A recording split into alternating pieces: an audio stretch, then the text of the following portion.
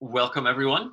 Theo Ford Stiegler here for Nexus for Change. We are having one of our high impact webinars, which this week and this afternoon is not a 30-minute one, but a longer engagement, quite intentionally for you to ask questions and also for us all to sort of pool our experiences and resources around some of the best practices for online facilitation.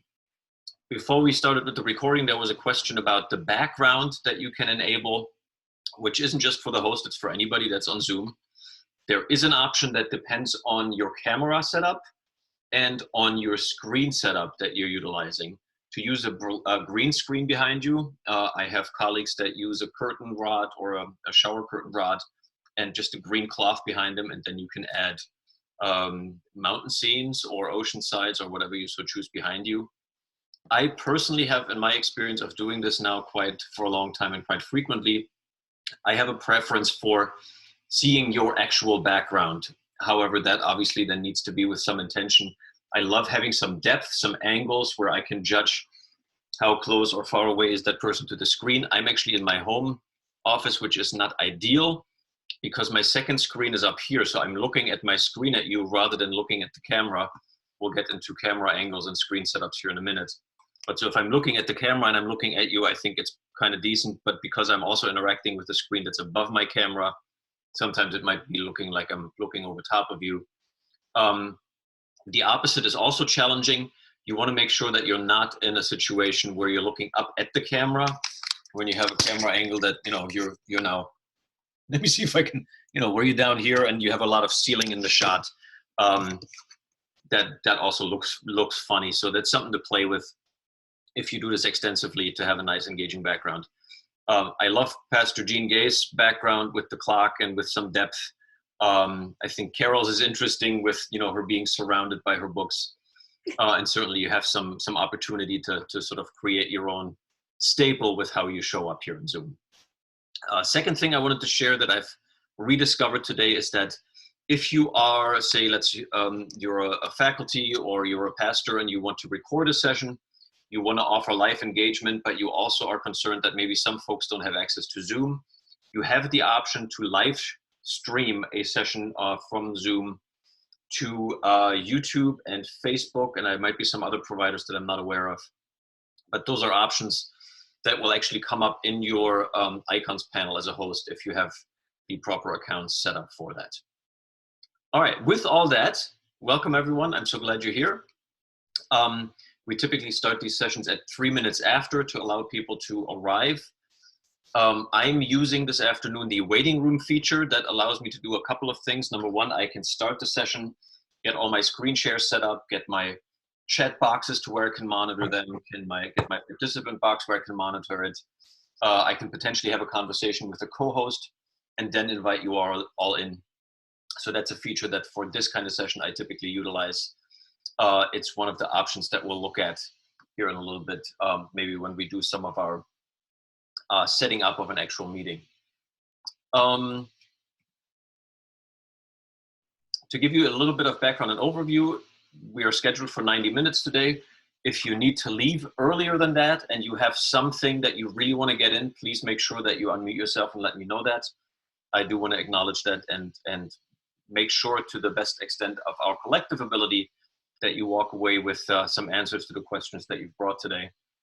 This is not intended to be a presentation. I'd be very deliberate in pausing and asking for feedback, for insight, maybe your personal experience around some of the best practices that I'm suggesting and presenting. And we'll have some breakout room time. Several of you, I think, are here because they wanted to dig a little deeper on that, and we'll also have a Q&A spot at the end.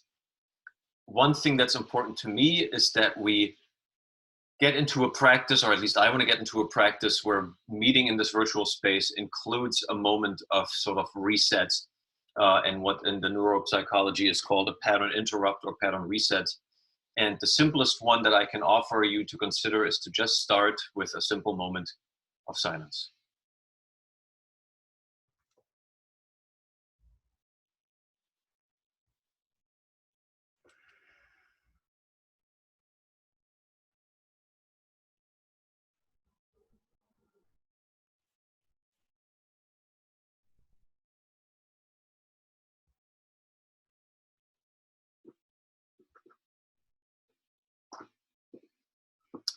Okay, welcome back. I found that that can be meaningful. There are obviously other options, other forms of sort of settling or aligning, and we'll look at those here in a little bit. I want to share a video from a friend of mine that he posted recently.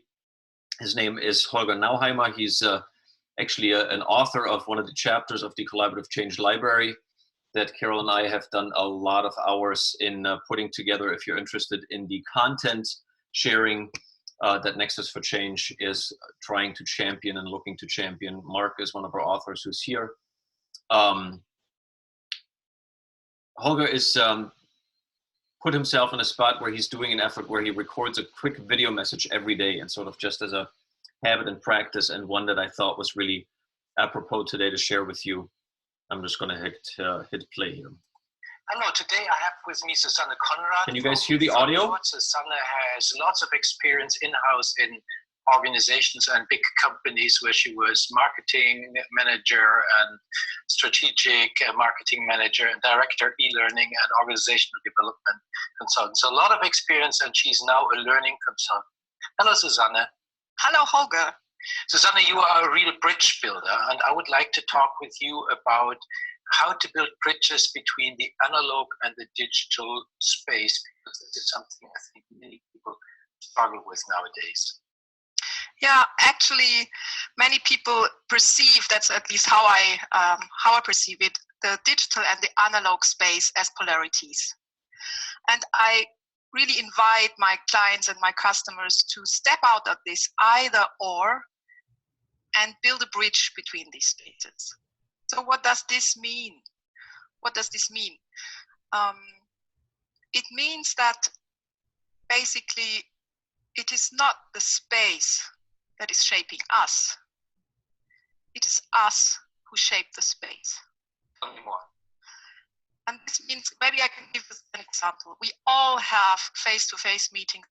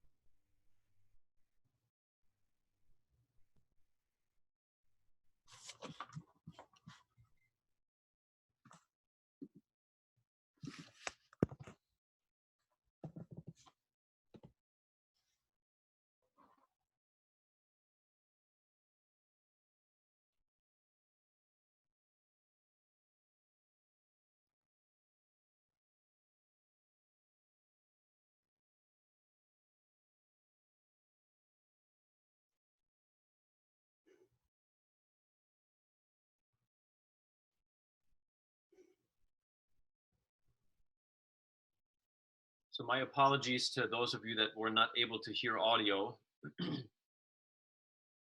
Was that all of you or just some of you? Okay, so I misunderstood when I asked whether you could hear the audio. I thought somebody had said that you could. It was there at the beginning and then it fell out. I don't know if it fell out when you muted yourself. Oh, you know what? That is probably what happened. Yes. Thank you. So notice to all of you online facilitators, if you have a video playing from a separate tab in your browser and you mute yourself, you also cut the audio for your audience. That makes complete sense. There's another way to set it up where I can actually enable the internal computer audio to go directly to Zoom, where I can still mute myself. And I didn't do that for this particular clip. So I'll share this with you all. This particular clip, I'll put it here in the chat. It's from Holger's web series on LinkedIn. But I thought it was meaningful to think of the tool set, the skill set, the mindset, and the heart set as the things that you might want to bring to an engagement like this. And I'm Jody and Jean Novak, I'm not mad at you for not sharing your video, but I can, I have to iterate that for me as a facilitator, as a host of an online engagement, it is so meaningful to be able to see your faces, to see your nods, to see your head shakes, to see your confusion, to see your approval, for me to manage this engagement. So those of you that are able, thank you for leaving your video on. One notice with the bandwidth issues that some of us are experiencing, when you are speaking, sometimes your audio, if you get feedback that your audio is not working well, to turn the video off while you're speaking can be helpful to allow more bandwidth for your audio to be clear. I was actually on a session either yesterday or Tuesday with somebody who works for Target, and she said that because she's working from home, but using corporate server structure and such, they actually had a rule that they were not allowed to use video to keep more bandwidth open for all the access to share drives and things along those nature that folks are doing while they're at work at home for Target. Teo? Yes. I'd like to make a voiceover comment here because several people were new to this and on the call earlier. Teo's example of being authentic and it's okay to have a problem is really important tip in terms of you don't have to have this as if it was a movie and a script and be perfect. And I think many people who have come to these are struggling with that. I'm new to this. I don't know how to do it. I'm not going to look good to my students. For those of you who are teachers, see how smoothly Teo did it. It's part of how we practice. And Steve does it brilliantly as well. I think it's important to note that. Yeah, thank you for the endorsement. And that is very much on purpose, and it is research-based. If you look at leadership research, the suggestion is very clearly that being able to make a mistake and own up to it, and this is how I'm going to try to fix it in this environment, or this is how I can't fix it in this environment, is much more of a trust builder than me coming on here and having this perfectly rehearsed presentation that blows all of you away, that is, you know, without any blemishes. A lot of times I don't think that makes sense for a trust building.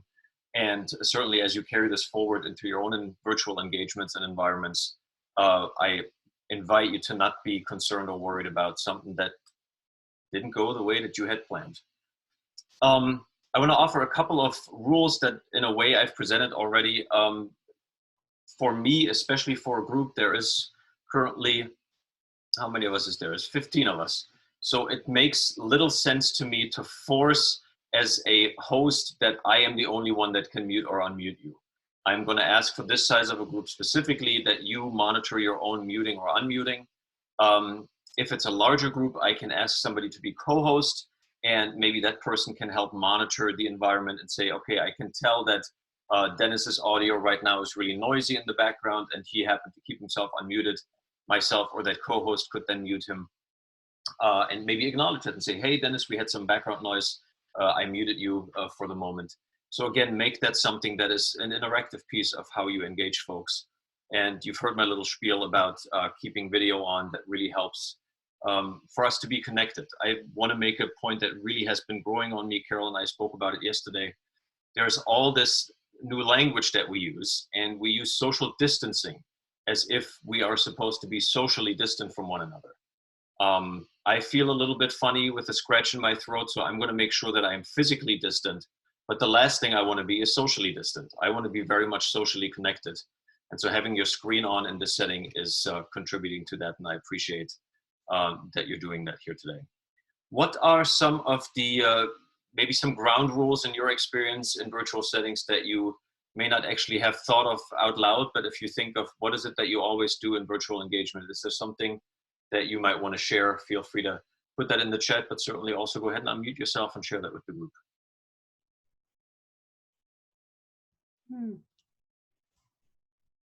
Something I just put in the chat that I'd like to share, since you were talking about social distancing, I've reframed that to breathing space. Literally. Literally. So as we give ourselves breathing space and we allow others breathing space, it's not about distance. I mean, it's not about disconnection. That we can allow ourselves breathing space for whatever distance we need, but that's not about disconnection or isolation. For me. I like that. Mark offered in the chat that his group, his sessions typically take a few minutes for everyone to check in with each other. We will actually talk about that here a little bit in some detail. So absolutely. I gave you earlier on the sort of what's a form of alignment with the moment of silence. There's some different tools we can use for that. Checking in, and just those of you that were at the 11 o'clock session, if you were there on time, Steve invited all of us to check in just with like who we are and where we're from in the chat. Sometimes you can do that in the room. Certainly that's a good sort of ground rule to keep in mind as to how do people get to know each other, at least a little bit. Again, that trust building that you would want to be part of this.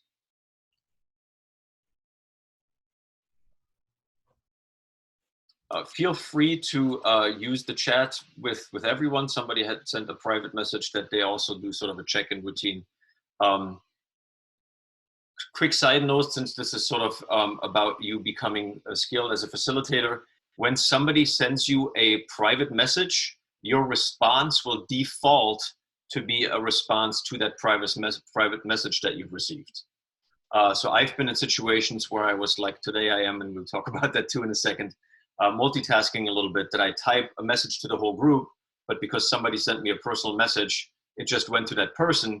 Then the chat filled up and I kept referring to a link that nobody knew what I was talking about except that one person. So again, if you get a message in the chat that is private to you, your little response box will default, assuming Zoom is assuming that you want to respond to that. All right.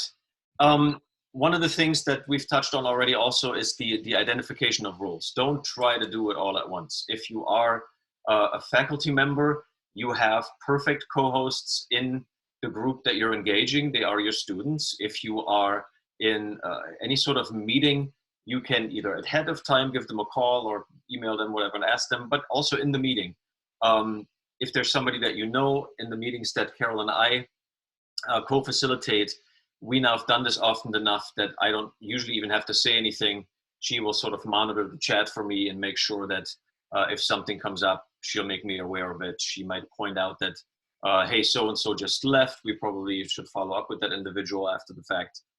But for client engagements, I find this particularly important. Those of you that find yourselves in a consulting role sometimes, I suggest that you, when you can, and that's not to say that you can't also play both parts, but when you're able to be very clear that one person is the meeting facilitator and the other person is a leader. In a client engagement, I want to be very poignant that whoever is in leadership position for that client is the leader of the meeting, and I'm simply here to facilitate that engagement. That gives some clarity as to how the group can interact. It also gives me a little more bandwidth to focus on certain elements of this versus I have to hold the leader space as well. I've mentioned to you somebody monitoring the chat can be helpful. In larger engagements, like let's say this is a session that we're doing for 90 minutes and then we're moving on to another session 15 minutes after that, that is in some way, shape or form going to build on maybe some of the learning that we've captured in our session. You don't want to depend on somebody reading the chat. You want to have somebody who's an actual note taker. Make that clear that you're assigning somebody who can do that for you. A wonderful thing that is enabled by virtual technologies is that, for example, you could offer a Google Doc that could be a collaborative note-taking.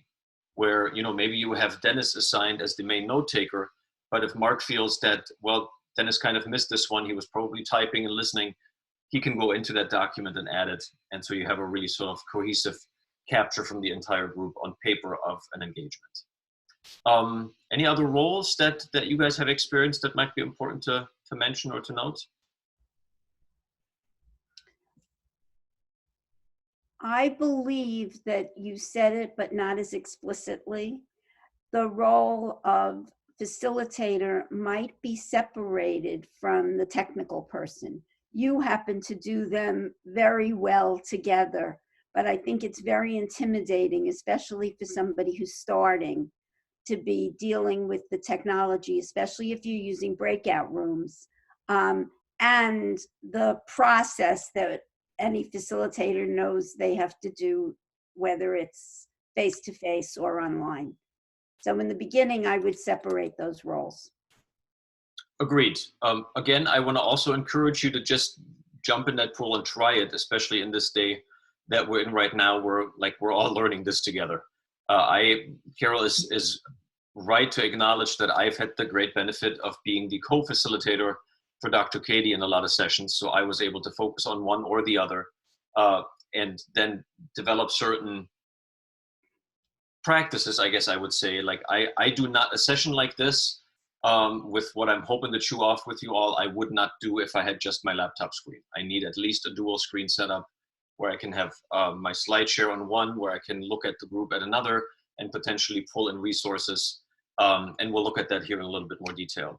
But yes, if you can, and I would suggest most of you can, in the moment assign, hey, I need you to read over the chat, and if there's anything important or if there's some patterns that you see, please share those. Hey, you over here, keep track of time for us. Please give me a 5-minute warning, you know, to the half of the hour and then the full of the hour, so we can keep track of one another. Give yourself those supports from within the group in real time. I think it's important that you give people a little bit of a framing for what is the session going to look like.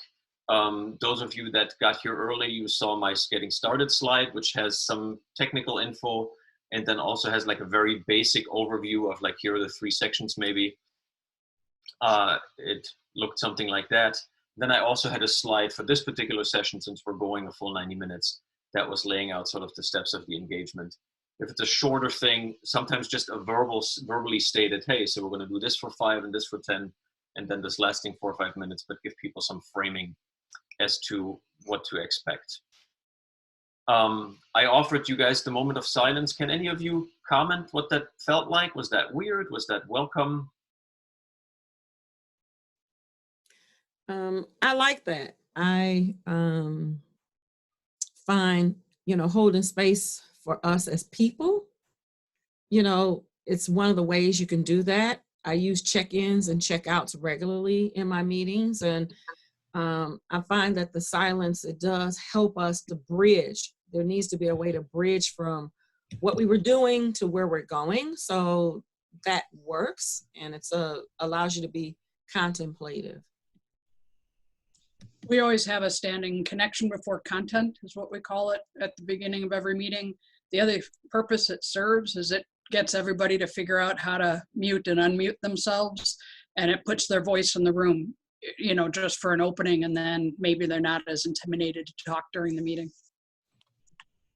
I like that. You guys say again, what does that call, that practice for you? Connection before content. Connection before content. I like it. Yeah, that's an important sort of tagline that I will walk away with from today. Thank you. Anyone else? Yeah, I would just add, Patrick here. So I would just add that I think the, you know, the moment of silence gives everybody a chance to really connect to what it is that we're trying to do. I feel like oftentimes it really cuts down on people speaking without content. It gives people a chance to, I see Becky's agrees, because that was a real problem in a lot of my meetings until I started doing that.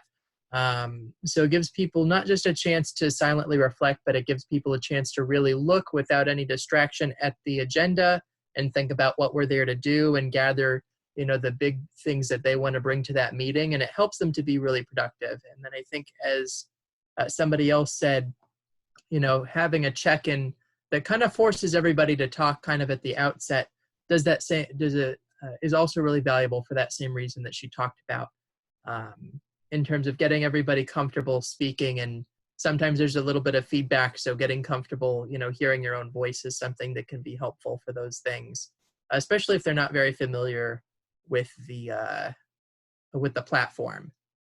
So yes, that was the only things I would add. Thank you. I'm putting in the chat for you a link to a video on a breathing technique called 16-second breath, sometimes called square breathing or box breathing, that I chose not to do with you all today, but that if you've done virtual meetings with me, you probably have come across at one point or another. It is literally having the group as one, with one person conducting that exercise. Breathe in for a count of 4, then hold their breath for a count of 4, then breathe out for a count of 4, and then again hold their breath for a count of 4.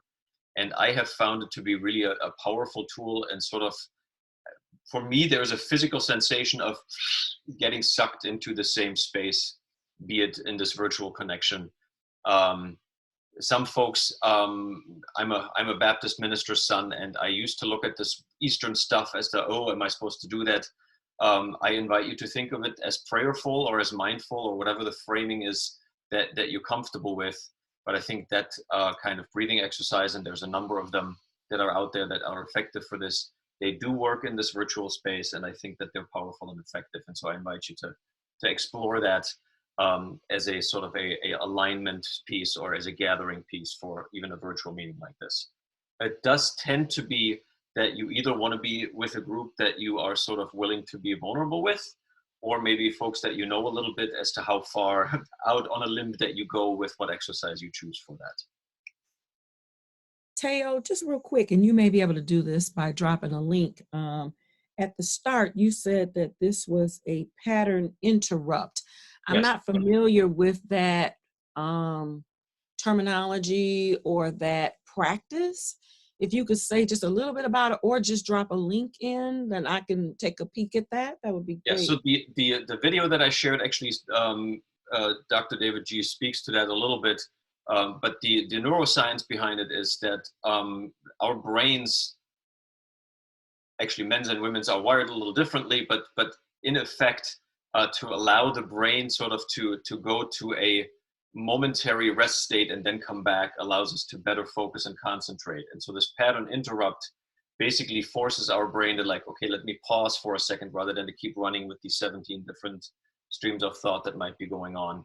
Pattern interrupt, there's another term that isn't on, it's on the tip of my tongue, but it's not coming out right now. Pattern reset, I think, is another term that's used in the neuroscience for that. If you want more detail, I have other resources, but I don't have them at the tip of my fingers right now. Okay, thank you. Yeah. So Teo? Yeah. A question. We've hosted Zoom meetings with a lot of people who are audio only, like they phoned in only. Yes. Can you throw anything out there? Like, what could we do to inject that moment of silence, moment of focus into those kind of meetings?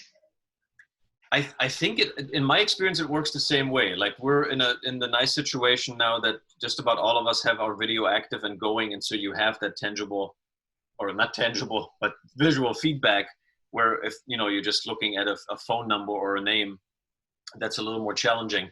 But I have found that it is just as effective, even in those settings, to just make the invitation, and you may not know whether or not factually those folks just have muted themselves and are doing off something else. But that's sort of, I would put that on myself as the facilitator to say, get over your anxiety on whether that worked or not. I trust that it has worked for people that are willing to partake in the past. And so I put that kind of on the participant and say, if you don't want to be part of this, then I'm not going to make you, but this is my invitation.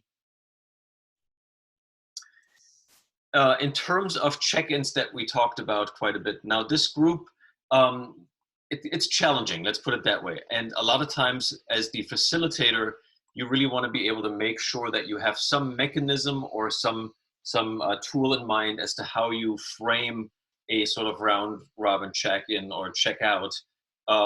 What I've listed here for you are sort of in order of effectiveness, the ones that I use. Giving somebody a word limit and saying, okay, 3-word checkout or even 1-word checkout. Now, most of us will fail in doing just the 1 word. I almost always give you 3 words when I was asked for 1, and when I'm asked for 3, I'll give you a whole sentence. But at least my brain goes into, okay, how can I say that concisely and with an awareness and appreciation of one another's time? The sentence limit, if it's, you know, a little bit longer check-in, be detailed. So a lot of times when you're in sessions with me or with Dr. Katie, you will hear us say, tell us where you're from, tell us what you're doing, and the question that you bring. So you have like 3 distinct things maybe that you're asking for. Time limits can work, but they're the least effective of these tools because we very quickly lose track of what was supposed to be 3 minutes, and just like that, it's 7 minutes. I intentionally did not do a check-in with us today because I want to save sort of time toward the back end and see where we are at with your questions, but it was my intention, it is my intention, to have room for a checkout of maybe a couple of sentences as to, you know, how are you leaving today? Sometimes, and Carol knows this well from meetings that we do together, our intention is to have like a 3-sentence checkout, and then it's like, okay, we're 4 minutes over. Can we still do the checkout? And again, it's one of those where like, okay, some people might say, sorry, I gotta run, let them run. Somebody else might say, oh, that would have been nice, but beep, and then the audio is gone. But maybe then offer, you know, a more restrictive limitation and say, okay, I was going to have you do a lengthy checkout, but just in 3 words, how do you leave? And I have found that because we have this video connection, sometimes it's less in the actual words that somebody then shares as their checkout, but just focusing on, hey, Renee is checking out, I'm looking at Renee, now I'm looking at Patrick, now I'm looking at Mark, allows again for some of that connectivity that we are trying to support and supplant in some way because we're not together face-to-face and in person. Small side note on that, I've had the honor and blessing really of meeting a lot of the thought leaders in organization development and change, or having phone and email conversations with them. And I have yet to find a single one of them that says that this virtual engagement is better than in person. So I don't think there's a lot of discussion on we'd rather all be here together in a tangible space. However, there are opportunities, and I think the little opening clip that I played for you sort of speaks to that. There are opportunities that are sort of unique about this engagement that sometimes can tease out things that maybe we wouldn't be as comfortable sharing in the in-person space. Specifically with that, and this is a practice that I need to become better at and continue to sort of hone my skills, there are moments as a facilitator where, at least for me, I am uncomfortable and anxious if there's silence. Like, let's say I asked a question and I'm asking for your feedback, and you're not unmuting and feeding something back.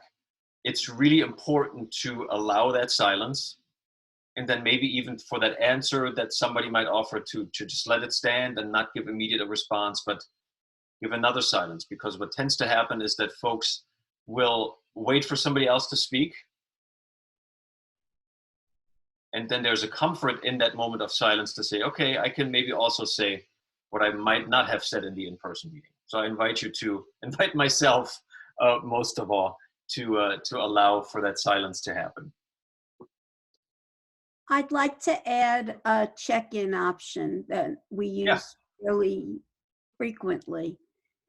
If you're concerned about time, you can have a check-in in the chat, and you can start the check-in in the chat at the time the meeting began and have it going on while people are gathering. So they can read it and see who else is coming. The other thing we've learned about the check-ins is that, so right now you're sharing your screen, but when we're all boxes, the box order that I'm seeing is not the box order you're seeing. Yep. So don't suggest that let's just go in the order of the images on the screen, because they're different for everybody that's in the team, and it'll be a whole chaotic mess. So, but it is often helpful, like if you have an agenda that's got people listed, that we're going to go in the order of the agenda, or when you're done with your check-in, please call on somebody else. Otherwise, there's always this gap waiting for somebody else to speak of.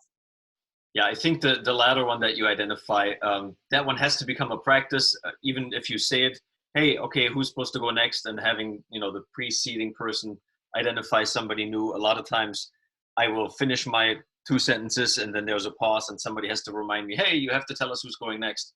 But if this is a group that you meet with some regularity, that's one of the things that are nice to add to your practice.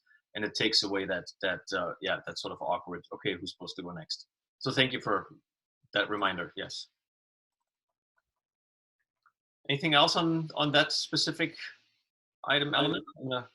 I do. I have a thought because I don't do my classes online yet, but I'm wondering, just because I know my classes are really cohesive and they're very chatty, is that I'm wondering if it's possible to set aside like a time beforehand, like 15 minutes for people to start checking in, and then they can chat and talk, so that, just like I would in class, so that when it's time to start the meeting, to start it. Because I know, like I said, my classes this semester, they are chatty Cathy dolls, all of them.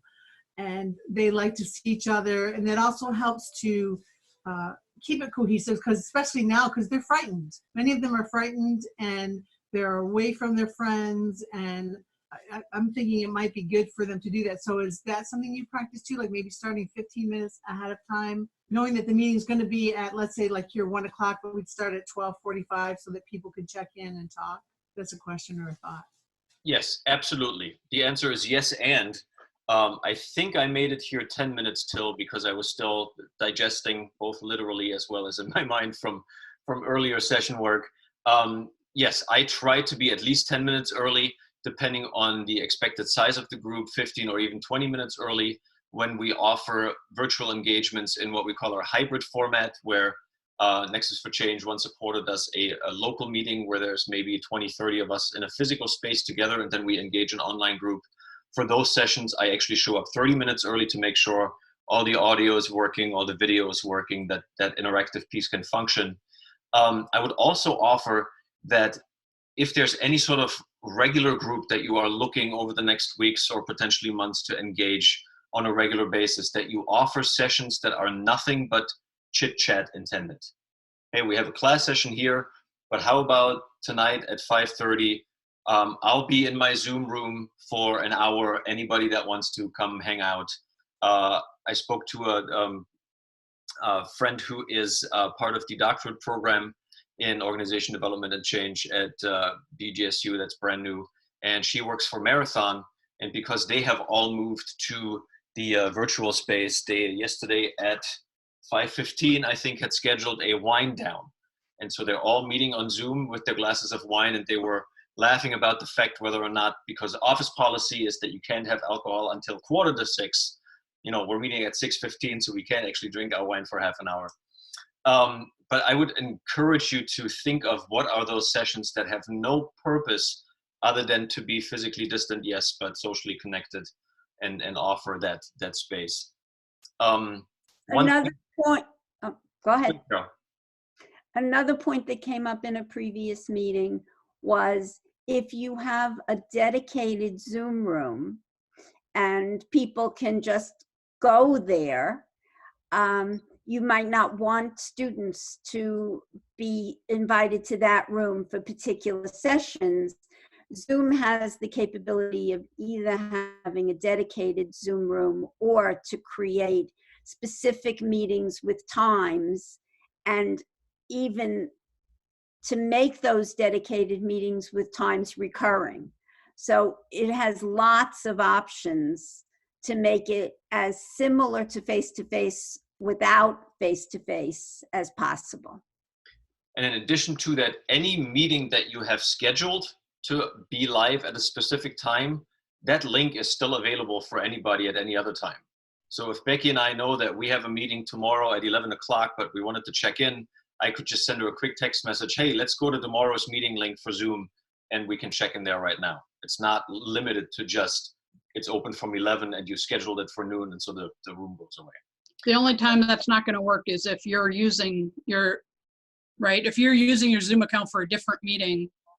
Correct. If I'm already in a Zoom meeting, then I can also go, yeah.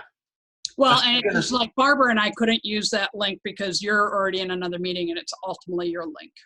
Correct. Yes. Somebody else could not use it.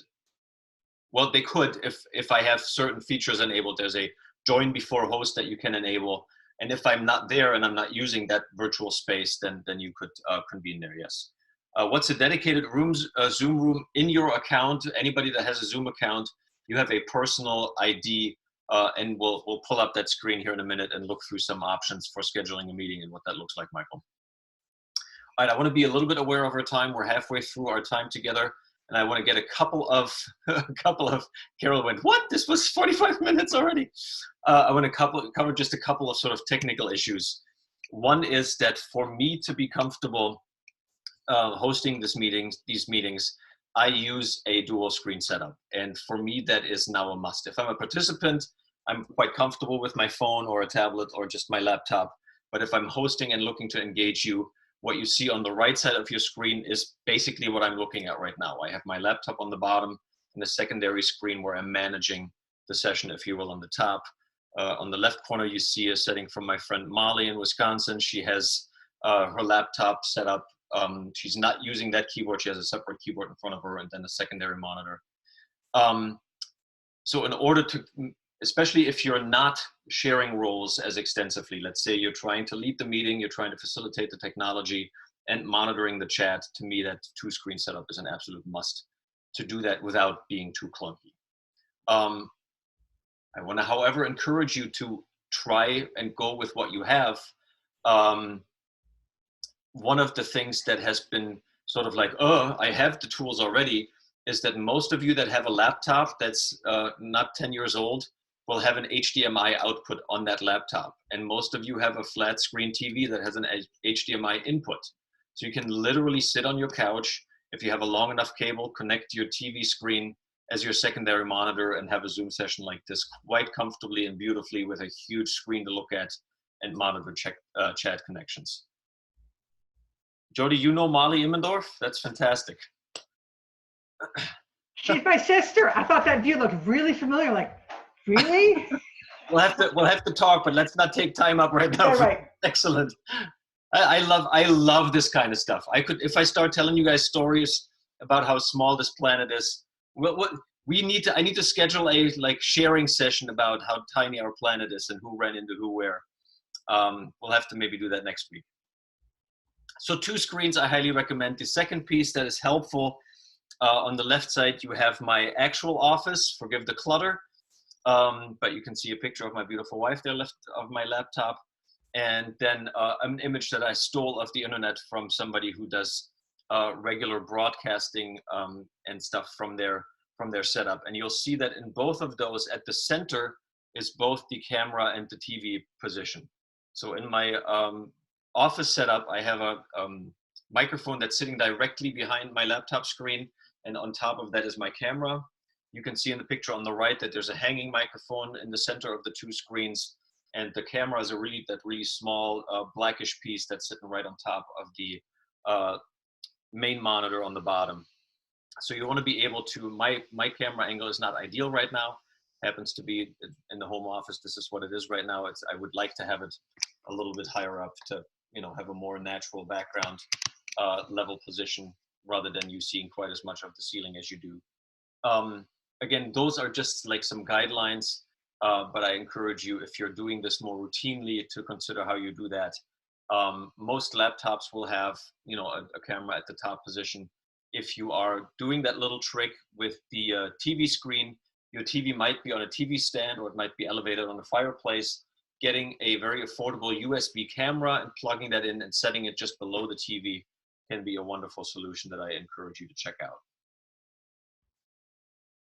Any feedback, other ideas for screen setup and microphones? Oh, cameras was a question earlier.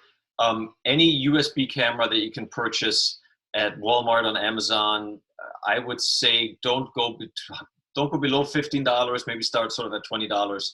But anything from $20 up will have a microphone that is very appropriate and capable built in, and the camera, they sell them as webcams and all kinds of formats, will be quite sufficient to do anything that you might want to do. The one consideration is cable length. So if it has a short cable, you might have to buy an extension for that USB cable to plug it in, depending on what your setup is.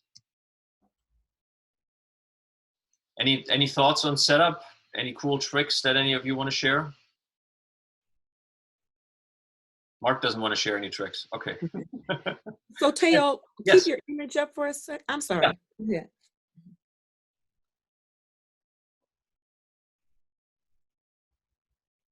Did you have a specific question, Renee, or? Yes, I thought I came in the same time as somebody else. So the picture that you have that is on the left, Yes. actually has multiple monitors. So are you suggesting that you have your computer, your laptop, like, for example, I have to get rid of this one because they put the camera at the base of the screen, which I don't know where that bright idea came from, but I hope you like my ceiling. So what I'm looking at is, so you have the two large monitors at the top, and you have your laptop at the bottom. So the two monitors at the top, is you're using those to see the audience on one and your information on the other? And are you basically using the laptop to access stuff that you have, on your computer? Or how exactly is that working? Specifically in that setting, if you imagine that those screens filled slightly differently, on the bottom, on my actual laptop screen, I would have the slides that I'm sharing with you. And it would be the whole screen filled just with those slides, so I can select in Zoom, click desktop 1, and it'll share that screen. And anything now I pull down onto that screen, I can show you. I pulled that video clip up from LinkedIn, and then I accidentally muted myself and cut your audio. Those kinds of things I would do on that screen exclusively. Then if you look to the left, where you see I have a Google Docs open in the image, that's typically where you all are. And you are closest to that microphone and camera position, so that when I look up at that screen, I'm also close to looking into my camera. Then to the right of that are two panels. One has my chat box open, so I can look at the chat. And next to that is the participants panel that's open, in case any of you are raising your hand or somebody looks like they're really noisy, that I can hop and quickly, maybe mute that individual. And you can see I have another screen on the side. Sometimes if I'm working in parallel and I have like a Slack channel open and I'm waiting for somebody to share something really important, it's on that side screen that's hopefully out of view, and that if I'm talking to you, if I look over here quickly, I can then focus back on what's important. I'm not suggesting that you all need to get 4 screen setups, but I think the 2 screens and doing that trick with your TV can be really helpful. Okay. All right. That's helpful, because I've done these, and one of the challenges as a facilitator is managing the chat, because you can't see that and the screen at the same time. So having that extra screen that allows you to see what's going on in the chat seems helpful if it's something you're doing all the time.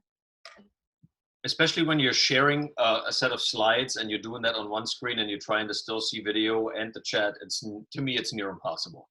You'd have to have a really big laptop screen for that to be manageable, in my estimation.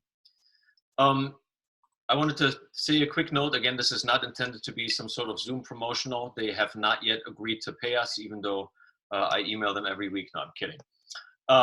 But in our work, Steve has done this for probably 15, 16, 17 years. In working with him, we have used some different platforms. We used to be almost exclusive on GoToMeeting. Some of you that were in the earlier meeting have heard this little spiel a little bit. Zoom were the first to come out with a solid set of breakout features where we can break the session down into smaller groups and then bring that input back. We'll do that here in a little bit. That was sort of a key driver for us to say who has the best breakout room feature at the time. And in my estimation, that still is Zoom. That's why we're using Zoom. That's not to say that Adobe Connect and GoToMeeting still are good platforms for you to utilize. I encourage you to consider your audience. If you know that your audience already has some training in one of these platforms, then maybe it's time for you to learn that platform.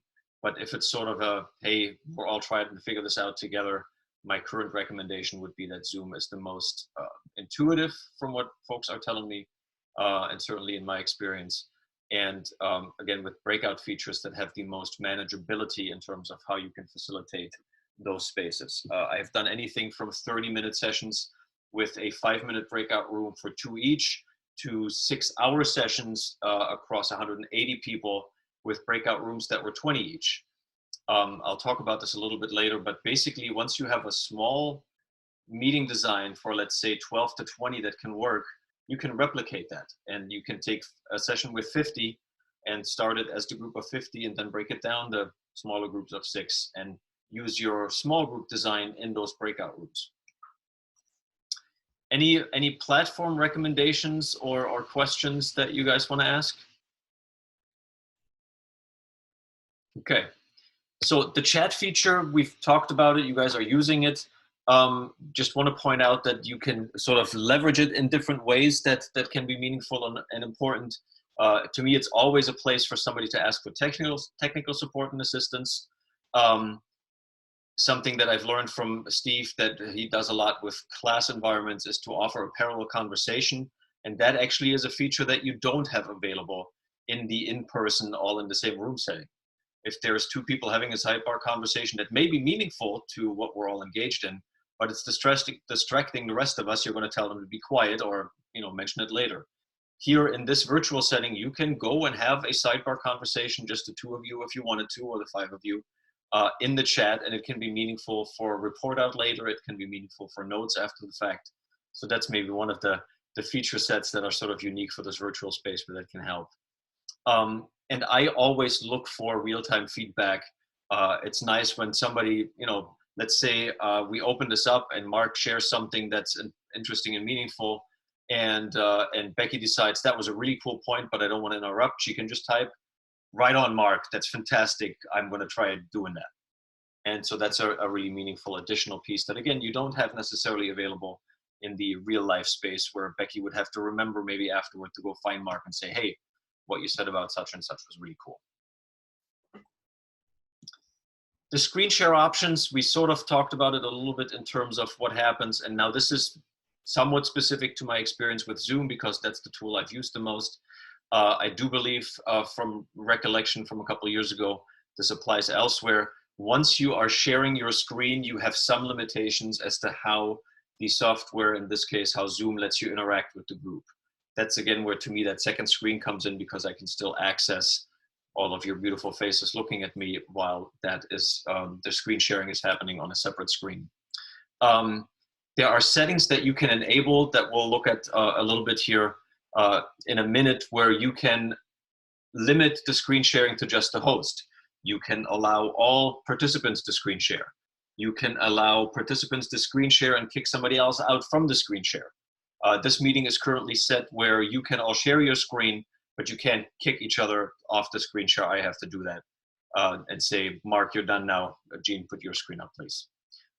Again, that can, for first timers who are sharing their screen for the first time, it can be a little weird, and you might have to help them, talk them through that, because, "Oh, wait a minute, where did your faces go?" Well, they're behind where your screen share is, and right now you're sharing your screen, so you can't get to them. I think Dennis and I had a situation yesterday where we were stuck for a minute because Dennis couldn't find where the option menu had gone because I had asked him to share his screen. So just be aware that for participants sharing their screen, they might be a little leery of it at first, or not clear as to where did my screen go? Where did this view go? Yeah, practice it. There's nothing that says that you can't go to a Zoom session by yourself, or get your daughter in on her tablet and play through some stuff if you want to make sure that stuff happens fluently. Some of my kids on the regular basis get to be guinea pigs for things that I want to try, or for things that I want to have some feedback on, whether somebody who's not steeped in the subject matter will still know what I'm talking about. I make them read things. So I welcome you to utilize the folks that are still in your immediate vicinity to make them guinea pigs for this stuff. All right, breakout rooms. We're gonna walk both through the experience of the participant, and we're gonna walk through you facilitating the steps a little bit more slowly than we did at our 11 o'clock. So in your Zoom panel that I all want you to look at for a second, you have from left to right the little microphone icon that you can enable, click on, mute and unmute yourself. You have the some people think of it as a camera, some people think of it as a projector, that icon that you can click to turn your video on and off. Then you should have some participants. I think yours just says participants. Mine says manage participants because I have some opportunity to make you interact that aren't available to you on the participant side. Then you should have the share option. And in my settings, I currently can also access a breakout rooms icon that is either listed under a more and then it pops up, or it's looks like a window, right? Sort of a rectangle with lines through it, kind of like the Windows icon a little bit, but that would break that room of, that square into rooms of a smaller subset of 4. When I click that, so it's the one that's highlighted here for you on the screen. Oh, and by the way, if you go to our blog, nexusforchange.com, there is a whole, I think it's a 30-minute webinar just on breakout rooms that I welcome you to check out. There's some, written text that helps you, and then some video links, etc. So once, as a facilitator, you click on this breakout rooms icon, you get, oh, I was going to tell you why it's important to use breakout rooms. And some of you have seen this one already. And it really, to me, it's maybe the most meaningful single feature. Like if I had to say, why do virtual sessions work or don't work? To me, it's the ones that don't work are just like the real world meetings where we all sit there and somebody reads a report that I'd rather just have seen in an email. Breakout rooms allow us to have individual voices heard and brought back to the whole, so that whether you think of it as diverge converge or whether you think of it as individual group whole, that's why I think breakout rooms are important. So once you have clicked, I messed my slides up trying to edit them.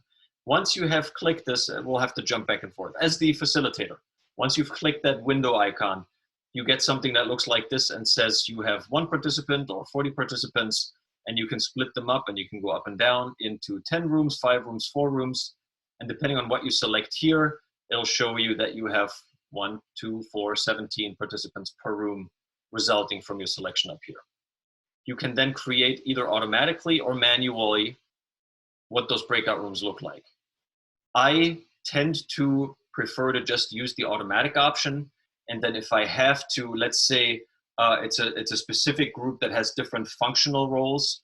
If we are in a client engagement where one every 4 of you is from HR, 1 every 4 of you is from is a leadership team member, and 1 every 4 of you is a frontline staff, then I may want to make sure that I have 1 each in the breakout room. So I would do that manually. Most other settings I will do automatically, and Zoom will create those rooms for me. On the side of the participant, once I have clicked create rooms, sorry, this is not participant side, this is still facilitator side. You get these breakout rooms in progress up here. On the bottom, it'll not say closed rooms, it'll say open rooms.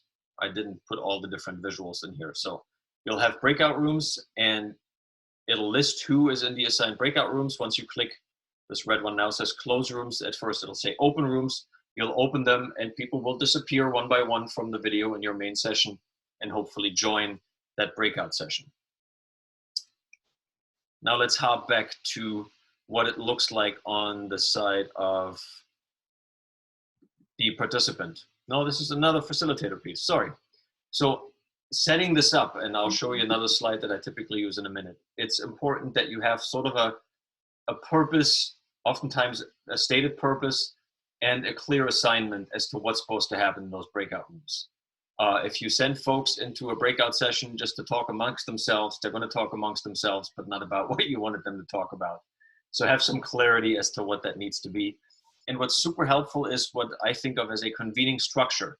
The one that I'm going to use with you is the same one Steve used in his session earlier. It's called impromptu networking. And you're basically looking to ideally pair 2 people up and say, here's the question. One person answers 1 minute, then the other person answers 1 minute. Then we come back and report out.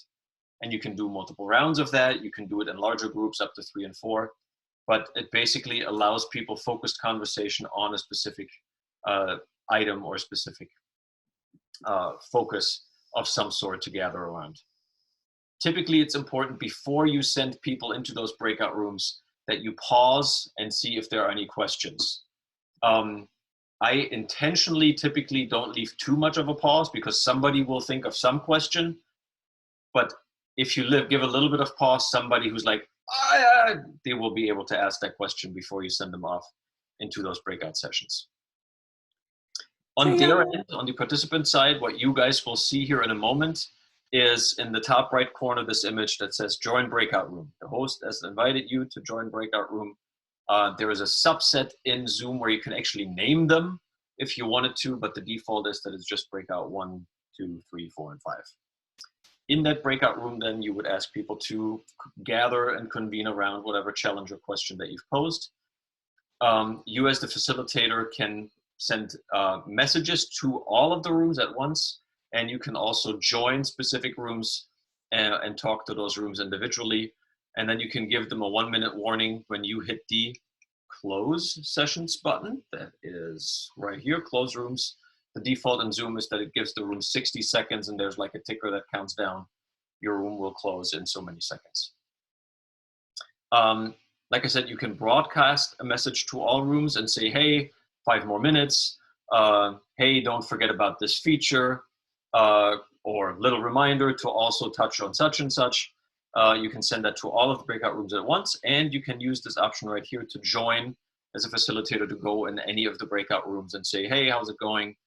Particularly if you have, let's say you have a 2-hour session and you're doing a half-hour breakout where they're actually supposed to work on a specific task, you can join them and make sure that they're trucking along. On the participant, so Teo, just yeah. Super quick question there. So you can send a broadcast message to the breakout rooms. Could you, by any chance, like, you know how you had the slides that gave the assignment, here's what you're going to do in your breakout session? Like, you're going to answer this question, and then you're going to answer this question. And my experience has been we get in the breakout rooms and we're trying to remember precisely what the assignment was. Can you actually, is there a way to send that slide into the breakout rooms, or do you mainly have to do it in a form of a broadcast message that you type in? So there's a couple of different creative ways of how this works. My suggestion would be, if that's the focus that they need to get this piece done, that you create breakouts, that you pre-plan the session, and that you have Dan and Jody and Patrick assigned to go in those rooms. And they know from an email that I sent them yesterday or whatever, hey, when we go to that first breakout, remember these are the 2 things. You're going to have to sort of hold the space in that breakout room is one way. There is an option, I believe, in Zoom, the preset breakout rooms, so that there is the chat already pre-filled in that breakout room. But that is something that I would have to go back and figure out. I think I read that somewhere. I've not used that feature set. So really quickly again from— Wait. Renee, several people type it in the chat, the question. And that's useful when there's a second person monitoring the chat. They just— But the chat in the breakout room is not the chat in the main room. They're separate chats. Right, but what I heard you just say is that if you wanted to broadcast something to all the chat rooms, you could type a message and broadcast that, which could, in effect, that answered part of my question was how could you send the actual assignment so people would know? Because I've been in breakout rooms and then where we're trying to remember exactly what was the question, and so that answered that. But yeah, the easiest way in Zoom to do it right now, if it's simply like, hey, these 2 points, when it's not like a visual that you need to share or something, when it's typed instructions, then yes, I would right at the beginning of the breakout rooms go into that broadcast message and say, reminder, question 1 was this, question 2 was that, hit send to everybody, and then they have it. Yeah, that's perfect. Yeah. So on the participant side, they will at first see if I can, how well my screens are organized. They will at first see this top right one where it asks them to join. Then they will see this one on the bottom right. And what we had today happen earlier sessions was that it takes quite a while to join the breakout rooms. With Zoom being kind of bogged down, I think at this time, I had a session yesterday where it felt like it took 20 seconds before I was from the main session in the breakout room. So be a little patient when I send you there here in a moment.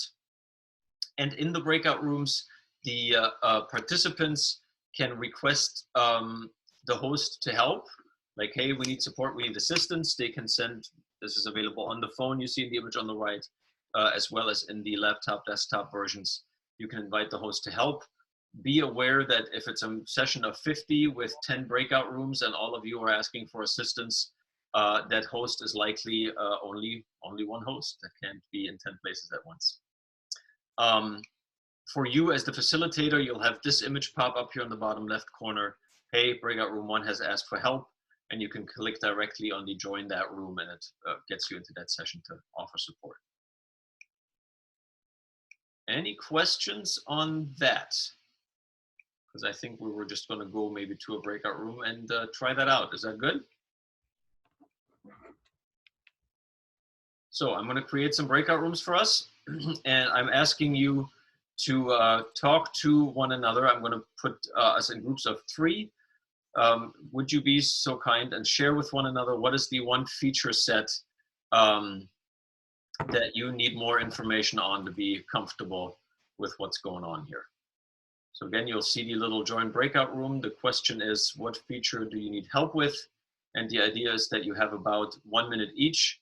So 2 minutes in, you'll see a message that says, hey, your room is going to be closing. And if 2 of you have talked and the 3rd person hasn't yet, that's your cue for that 3rd person to talk. All right, see you soon.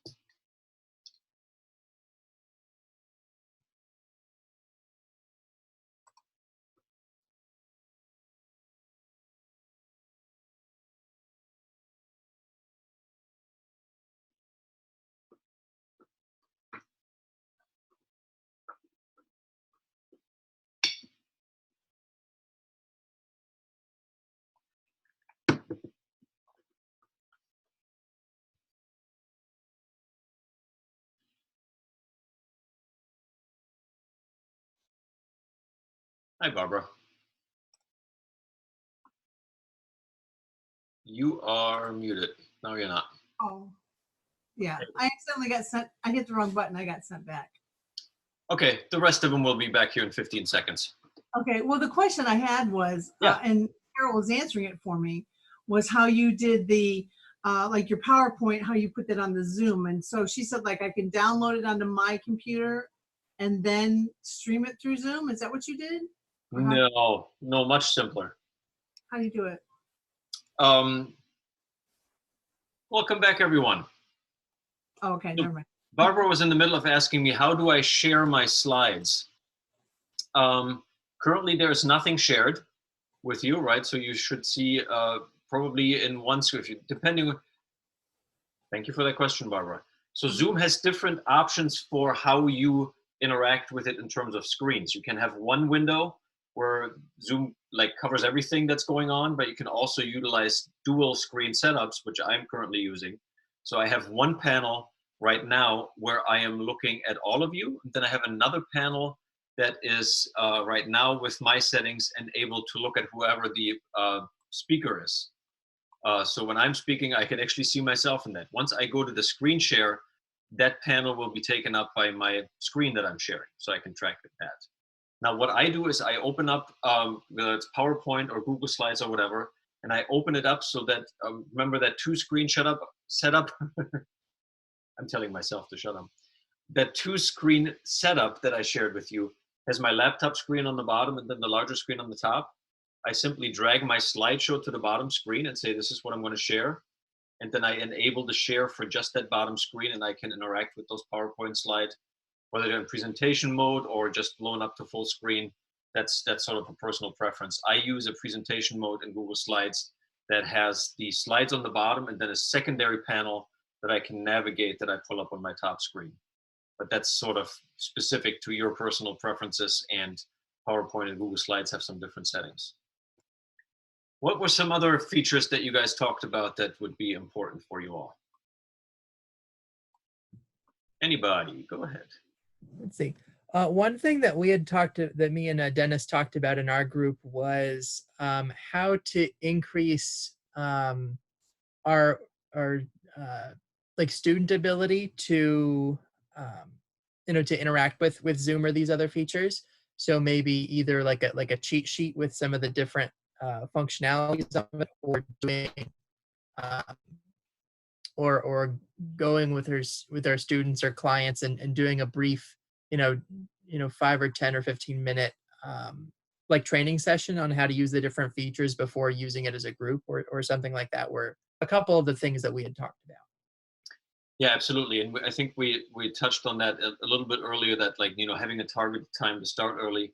To me, that particular challenge is one where really, and I have recent data from a conversation with some of the doctoral students that are also teaching at different universities yesterday.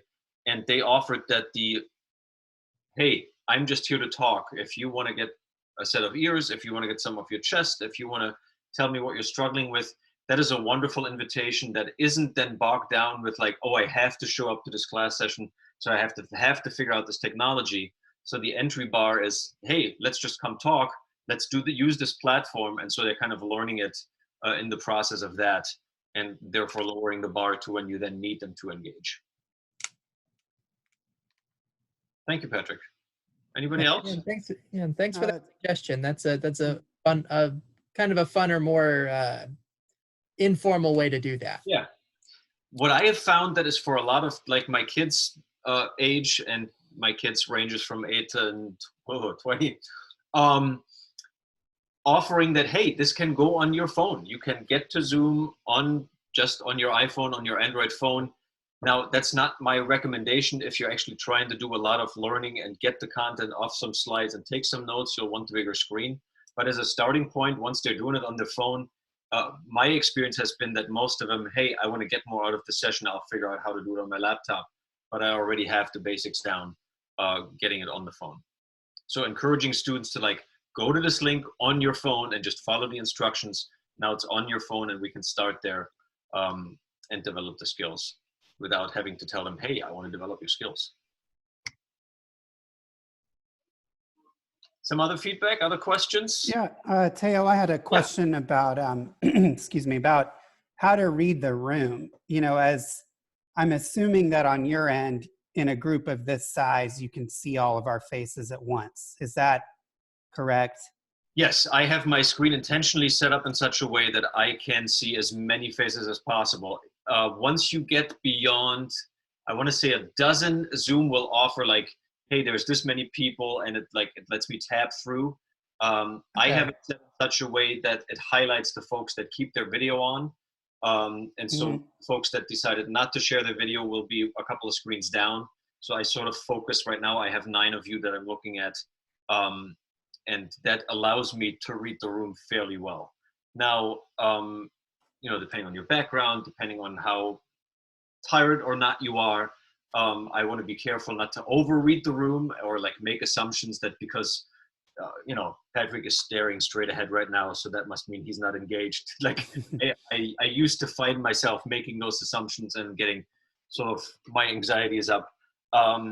But I think it's really meaningful to have this interaction, and you guys have been so far a wonderful audience with just, whether it's a gentle smile or a thoughtful, you know, pen against the head. I've really struggled. I guess the flip side of that is I've really struggled when a majority of folks choose to not have their video on because it feels like you're talking to, you're not sure, right? Yeah. So I think since we have this platform, that's the important feature set. And I'm grateful that most of all of you have chosen to engage this way. Again, this is not to, like, if somebody, hey, I really want this content, but I'm sick and I don't need you guys to look at me while I'm sneezing, coughing, doing all these other things. Certainly that is fair. And again, with some current bandwidth limitations, it's meaningful to consider that sometimes turning off your video to give better audio quality can be meaningful. Thanks. We had a question about setting up the breakout rooms manually. Are you doing that by our names? Are you doing it by our email? Can you do it before the meeting even starts if you know who's going to be at the meeting? Let's hop there next. I think there was some demand for some of the feature sets, like how does Zoom do this? So I'm sharing with you guys right now, what you're looking at is my default profile page. You can go to zoom.us and put that in the address bar. And if you are signed in already, you'll get my account right here, which is the case for me. I'm already signed in, or you'll get a sign in, sign up option, go through those steps to get to my account. And now I can look at my profile. There are some features here that I can enable in terms of what time zone it's going to show, whether it's going to show at military time or AM, PM, that kind of stuff. In my meetings options, and we have 8 more minutes to the time that I indicated with you guys. So let's go through setting up and scheduling a meeting and looking at what some of the options are for you to do so. If I schedule a new meeting, I have the option here to name it and to provide a description. That description can be 1 line or 15 paragraphs as you see fit for that particular session. Again, once that is created, it is not limited to the time that you've identified, but it is limited to the host accessing that space or using his Zoom account for another meeting for you to get there. You can identify when you hold the meeting. You can identify how long, how many hours, minutes you want to go.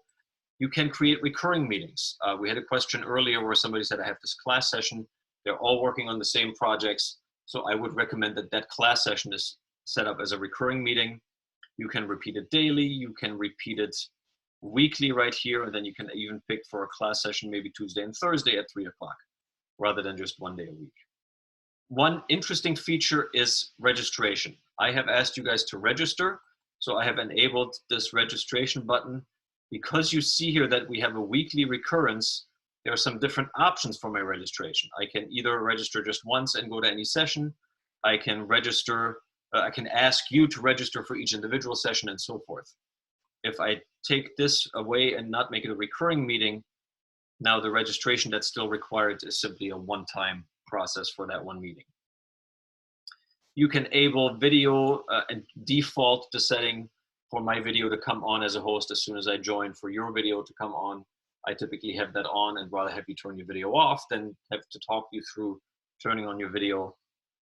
You can have just telephone audio, which if you have severe bandwidth limitations, you might choose to just have people participate through telephone audio where they would call in, but their video is visible. I tend to allow for both, and then depending on the specific circumstance, you can have the individual either join through their computer audio or via phone. I almost always have enable join before host enabled, so that if you come to the session link and you show up and I'm not there yet, it doesn't give you that blank screen waiting for host to start the meeting. To me, that's off-putting.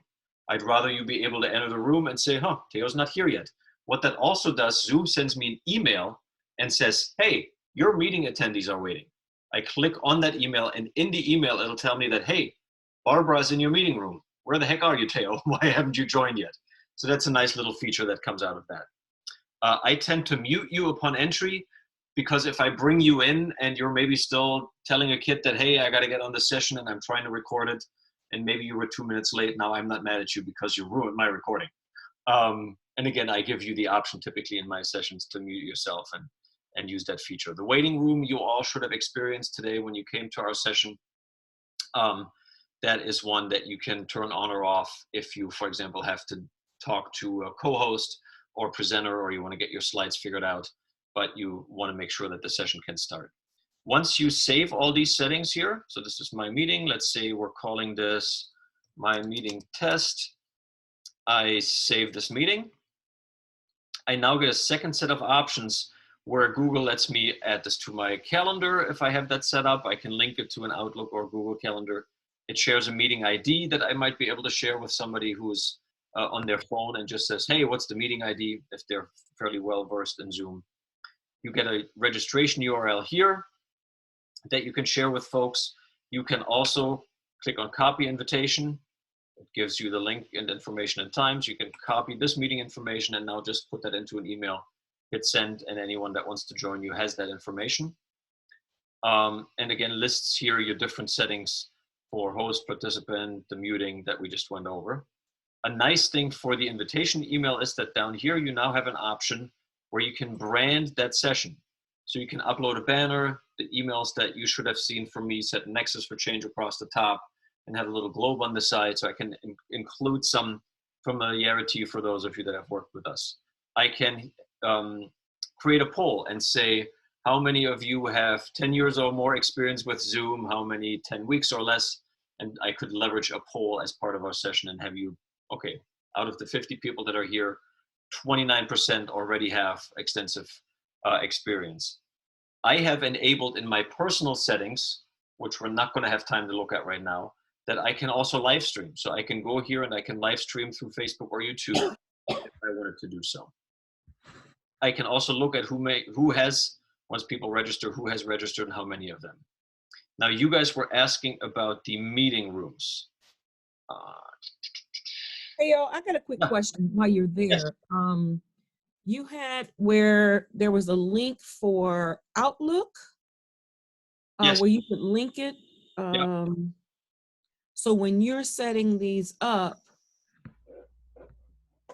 if you can go back, because when I looked here, I didn't see that on mine. Is that a plugin that you had to add, or you hit save? I didn't see it on my profile when I did that.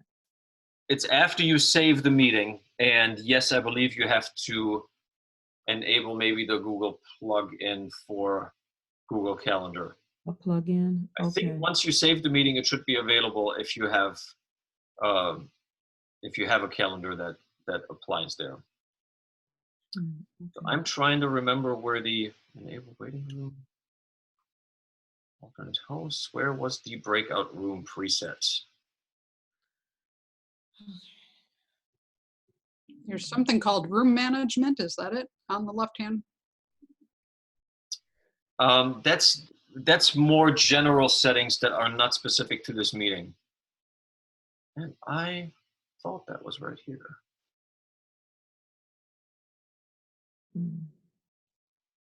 So I've stumped myself. I can't find right now where the preset for the breakout rooms is.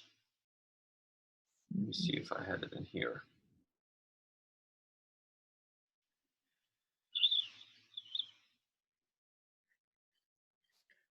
I will have to come back to you all in my follow-up email and say, here is where that link is and how to do it, because I'm stumped right now. I can't remember where that setting is, but there is a way to preset and predetermine.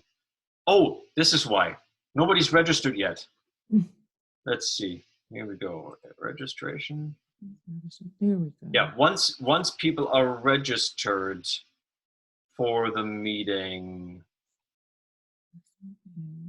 I can create breakout rooms with those of you that have registered. So I will get back to you on how to do that. And maybe we'll do a specific session on that. But so, yeah, I now remember but can't find the exact sub panel that I need. Once you have set for registration and you have identified these other people that have indicated that they're going to be at the session, you can pre-arrange them into breakout rooms through that registration session. If you don't require registration, you can track on who's going to show up, so you can preset the breakout rooms. Seem fair? So if you plan to assign to breakout rooms up front, you know you need to use the registration Correct. functionality to allow for that if your intention is to structure it. Yeah, that is correct. Okay. That is exactly right. Okay, and now exactly what I talked about earlier has happened. We're at the 2:30 Eastern mark and 90 minutes in, and I had promised you a more extensive checkout, and we're already 1 minute over.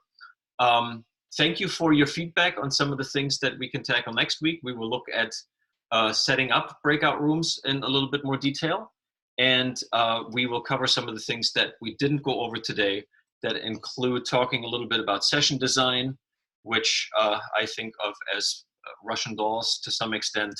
We'll talk about some recording options and creating those actual polls that I glanced over, raced over just now. And we'll go through a meeting setup with one that already has registrants in it, so we can play through what it would look like to set up those breakout rooms. There are resources that I want to make sure you have. I'm going to put the tiny URL here in the room from the work that Steve is doing. He is providing some options at tinyurl.com/teaching-online-transition that I will include that also again in the email for you all that I'll send out as follow-up. The video recording should be available once I get it uploaded to YouTube for you to check out. And feel free to come to nexusforchange.com and check out our blog and our events page for more. I'll put next week's sessions up there. And so if you would be so kind to try a one-word checkout, but 3 words are allowed. And anoint the next person once you've checked out to say, Jody, Patrick, why don't you go next? And Michael. Grateful. Oh.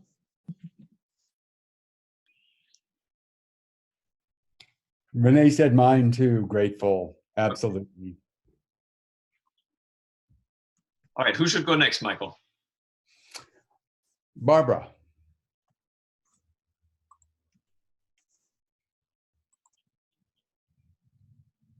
Oh, Barbara, you're muted. And I wasn't quick enough to catch you. Lifesaver, and going to Jody next. My brain is full. Thank you. You're most welcome. Yeah. Tell Molly I said hi when you talk to her. Well, And that I used her picture.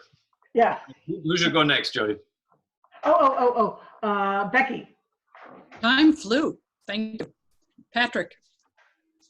Excited. And let's see, who hasn't gone yet? Carol. Impressed with all of you coming with this fabulous attitude. Who next? Who next, Carol? I think it's you. I think Oh, Jean. Jeannie. Very useful. Very useful. All right. I am grateful for an opportunity to learn more. Thank you for the good questions, and I look forward to more social connection despite our physical distance. Thank you all so much. Have a fantastic rest of your day and stay healthy. Thanks, Teal.